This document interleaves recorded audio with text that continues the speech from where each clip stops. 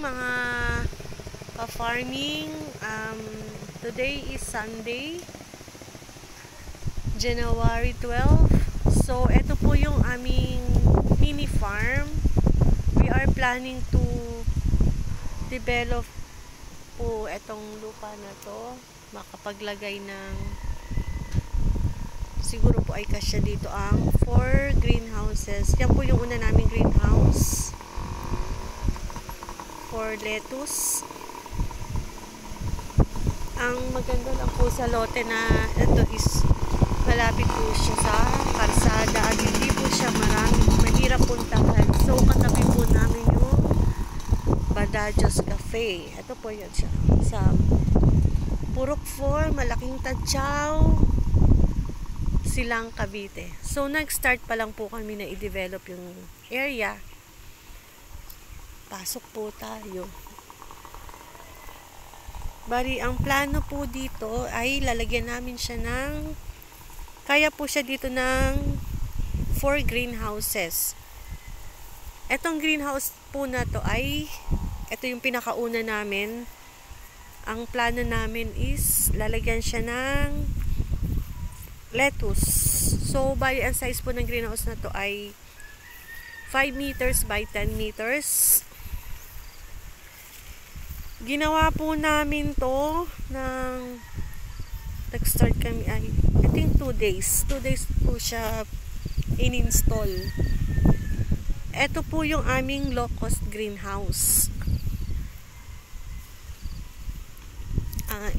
Ang plano din po namin dito is maglagay ng iba-ibang klase ng greenhouse na ino-offer namin. Merong low-cost, meron yung medyo may presyo na maganda.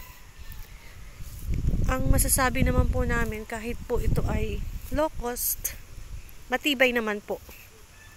Maganda po ang pagkagawa. Painted po siya ng primer para hindi po kalawangin. Hindi po siya mauga.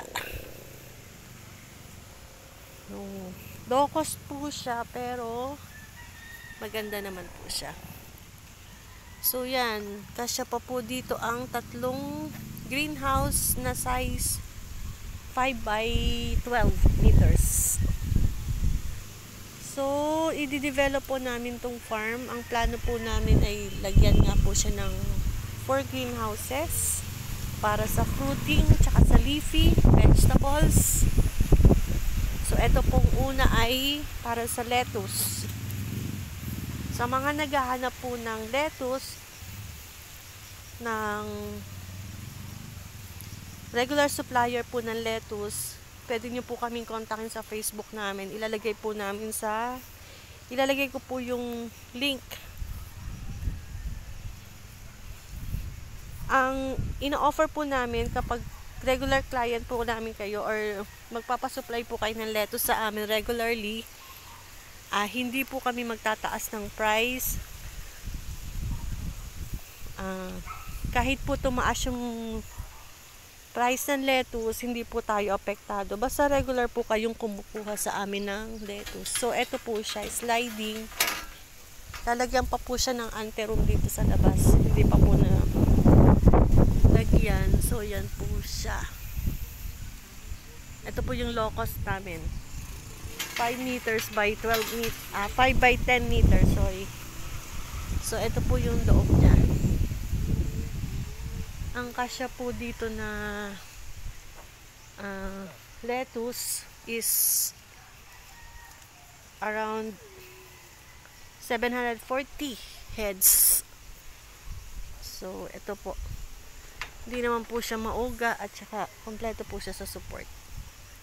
So, matibay po siya. Make sure po na matibay kapag in-endorse sa inyo. Yung mga poste po niyan ay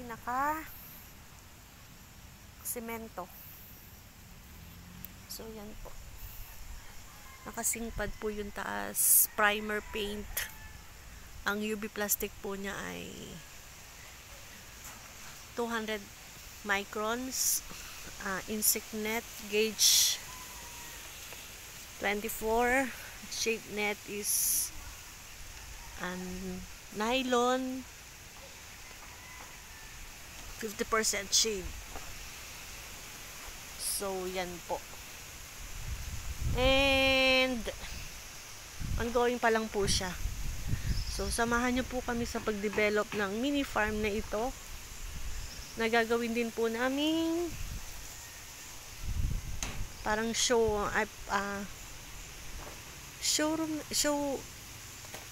area. Pwede namin i-showcase po namin yung mga greenhouse na ino-offer namin. Iba't ibang klase ng greenhouse, low cost, tsaka yung magandang klase po ng greenhouse, mga setup for leafy vegetables and fruiting vegetables. So, ito po, 5 by 10 meters. Yung next po namin dun sa kabila, yung susunod namin gagawin, medyo malalaking GI pipes ang gagamitin namin. Ito po pala is ang GI pipes na ginamit namin is 3/4 and 1/2 inch lang po. Pang locust lang po talaga. Pero hindi po siya mauga. At kompleto po yung support niyan. So, we make sure naman po na matibay kapag ito po yung inyong kukunin.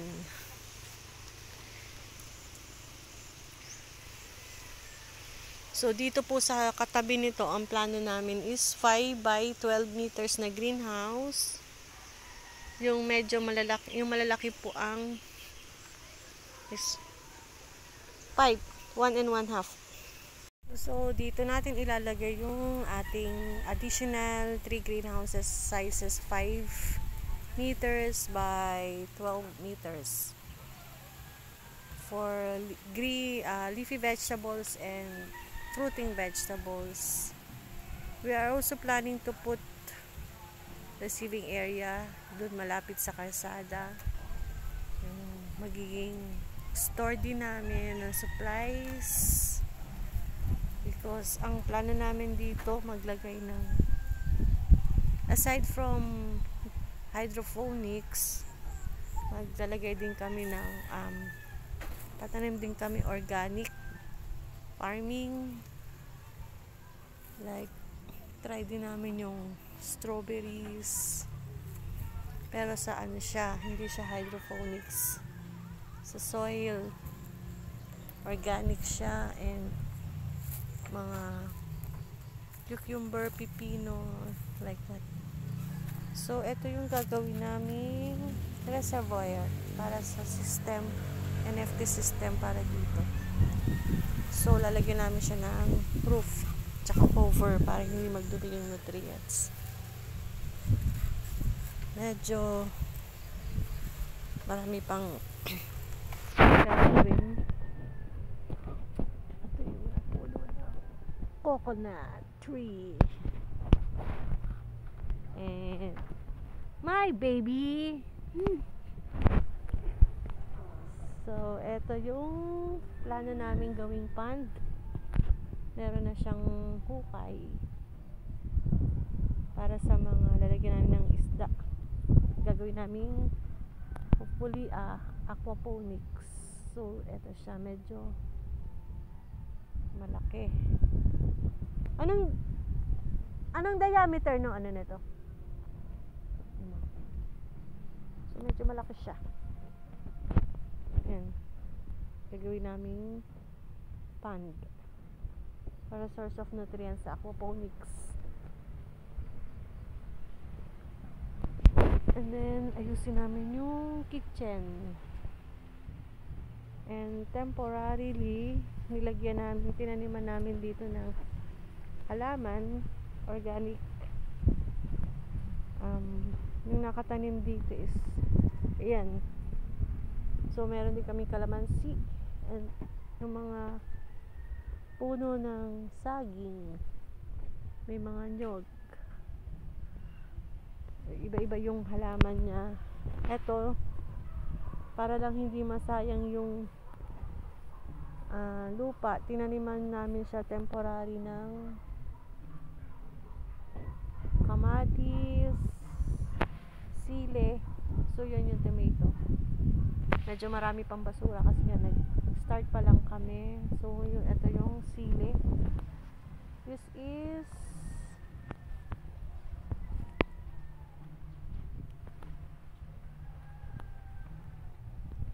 We also have pipino, pero mukhang hindi siya makaka-survive. I don't know. So yan, temporary lang po to, kasi ang plano is lagyan po to ng kubo para in case na overnight meron kaming matutuluyan dito or matutulugan. So eto po yun, eto yung gagawin naming kitchen. So aayusin pa po ito para in case may mga visitors, pwede po silang kumain dyan or mag snack tsaka pahinga. So yun, dito po sa likod plan namin na lagyan ng kubo or mga tables para ano po ba, so maluwang pa po ito. Neto, ayan, lalagyan namin ng kalan para pagluluto. So ito stock room, aayusin namin, medyo palalaki ng konti, tsaka yan mismo yung stock room aayusin. So marami siyang puno ng nyog, may mga bunga. So marami pa po kami aayusin dito, i-develop namin para at least we are planning to open this to mga tao na gusto mag-visit, and hopefully makapag-offer ng training po pag naayos yung facilities. So hindi po siya ganun kalakihan, but sana ma-maximize namin yung space, maayos namin para makatulong na rin po sa mga tao na gusto ng maghalaman, since wala naman po tayong pupuntahan sa panahon ngayon kundi yung farming. Yun talaga yung pinaka kailangan natin para masustain yung ating pagkain. So ang objective po naman namin is makatulong sa mga tao na gusto na magtanim, hobby man nila or maging business. So yun po, plano namin na talaga na maging parang show area po ito. Makita nyo kung ano yung mga pwede natin gawin, yung mga ino-offer namin na greenhouse system, at gaano po ito ka-successful. Kasi actually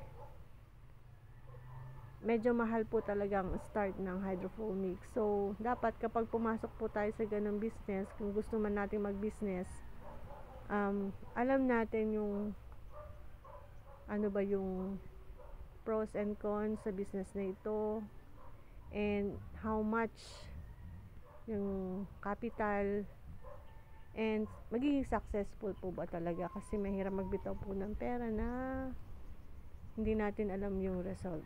So yun po yung objective namin, makapag-guide po sa mga tao na gustong pumasok sa ganitong business. So samahan nyo po kami sa unti-unting pag-develop ng farm na ito. Hopefully in the next few months, weeks, maayos po namin at makapagbigay sa inyo ng kaalaman, makatulong po sa inyong lahat. So maraming salamat po sa pag-nood ng video na to. This is our first video po dito sa HGS Integrated Farm, dito po sa may Purok 4, Malaking Tachaw, Silang, Cavite. So along Barangay Road po kami, not National Highway, Barangay Road lang po, tabing-tabi ng kasada, katabi po ng Badajos Cafe. So kung in time na magbibisit po kayo dito, hindi po mahirap ang restaurant kasi may katabi po kami na restaurant, and marami po dito sa paligid may mga restaurant po dito, and sobrang lapit lang po nito sa Nuvali or sa Alabang. Sa Nuvali po 10 to 15 minutes via Calax po, wala naman pong traffic. So yun po, So, see you po in my next update. I'm not sure kung kailan po ulit kami makapag-update, pero pipilitin po namin na i-update kayo every time na siguro po kapag ka na at ongoing na po kasi itong isang greenhouse. So, NFT system. This is a low-cost greenhouse po talaga. So, ang gamit po namin dito na pipe is yung bilog na PVC. Hindi po yung downspout. Para po pakita po namin din sa inyo na working po talaga siya at mas mababa yung price na magagastos natin dito sa greenhouse na to.